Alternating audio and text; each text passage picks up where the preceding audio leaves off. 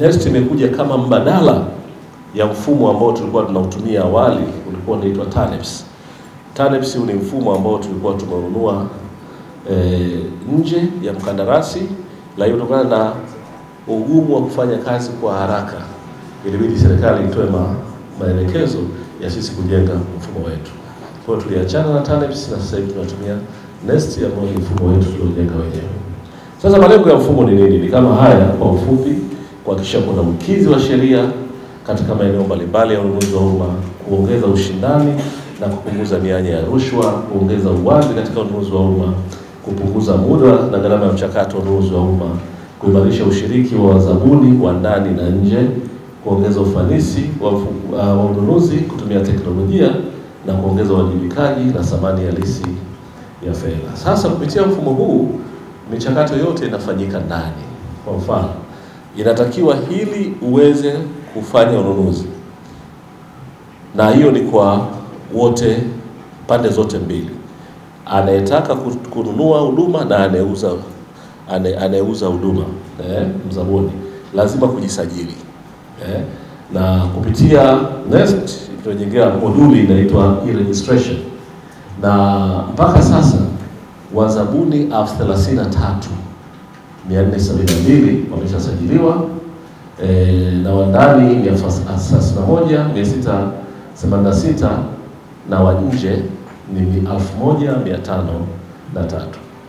Lakini mchakato mzima wa ununuzi ambao ni tendering unafanyika nao katika mfumo unaitwa e-tendering, na inatumika kwa hatua zote za ununuzi kuanzia mpango wa ununuzi, yani APP, annual procurement plan, mpaka ununuzi na utoaji wa tuzo. Vile vile mikataba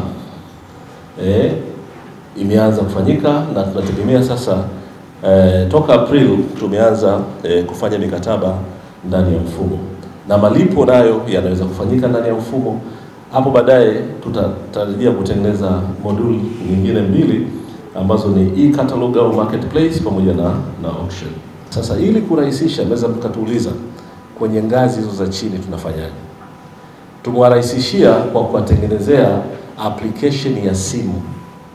Kwa hiyo wanaweza kufanya ununuzi kwa kutumia simu janja, ambayo inatumiwa kwa taasisi za ununuzi katika ngazi ya shule na vituo vya afya, vijiji, mitaa na kata. Vile vile application hii inatumiwa na wazabuni katika kupata taarifa na kuomba zabuni. Kwa hiyo na maana kwa wote, mzabuni ambaye ameshajiandikisha kwa ile eneo analofanya kazi, zabuni ikitangazwa anapata ujumbe wa simu, na kwa sababu ni ngazi ya chini, ununuzi mdogo mdogo, tumerahisisha, wanaweza kufanya huo kutumia simu janja. Tumeendelea kutoa mafunzo ya usaidizi kwa wateja na vikundi mbalimbali na makundi mbalimbali kama waheshimiwa wabunge, wakurugenzi wa halmashauri, viongozi wa taasisi za umma, wataalamu wa ununuzi, maafisa tehama. Wote hao tumekuwa tukiwafikia katika kuwapa mafunzo. Kwa mwaka wa fedha 2024/25 mamlaka imeshatoa mafunzo ya jumla washiriki 117,826, na kufikia Februari kutoka wadau 9,000 karibu wadau 10,000 wameshapewa mafunzo haya. Lakini vile vile tunakamilisha zoezi la utafiti wa kuweka bei kikomo.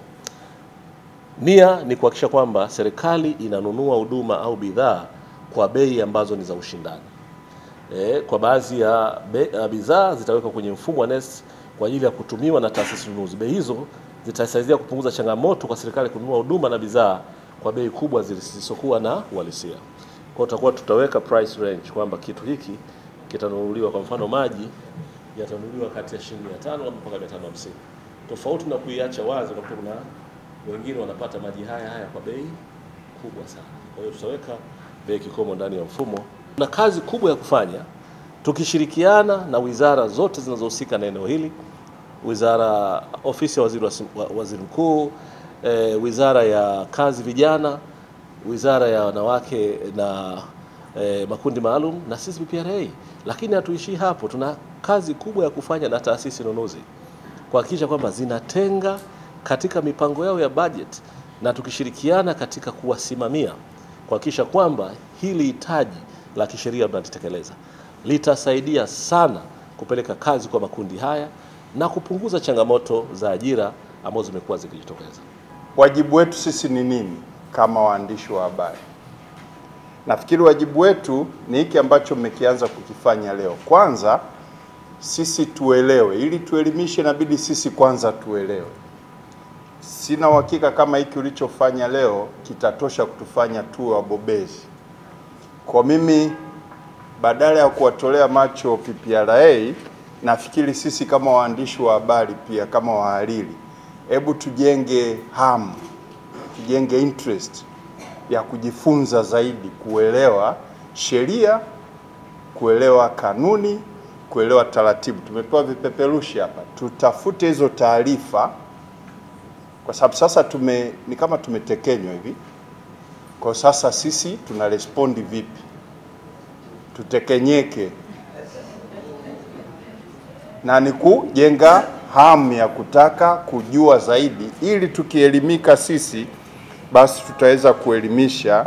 Tukielimisha tutahamasisha, tukihamasisha watu wataziona fursa na watazitumia.